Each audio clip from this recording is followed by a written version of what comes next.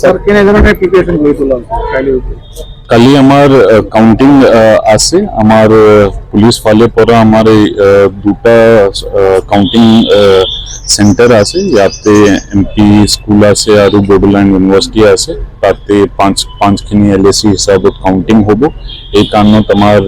already 600-700 পুলিশত মানুহ deployment আছে লগত আমি এই পোস্ট কাউন্টিংত কেনেকুৱা আমি peacefully without any incident of violence কেনেকুৱা হেতু কৰিব পাৰিম এই কাৰণত আমি সেপাৰেট প্ল্যানিং কৰিছো পোস্ট কাউন্টিং সো দ্যাট মানে প্ৰত্যেক নাতে ফোর্স আছে और মানে কিবা ইনসিডেন্ট হয় কিবা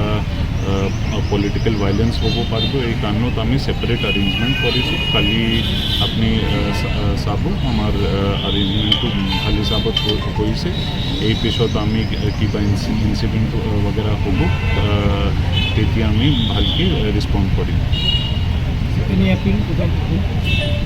আমাৰ হেতুই আপিল আছে কালি কাউন্টিং আছে আৰু কাউন্টিং পিছত ৰিজাল্ট ওলাব তো ইয়াতে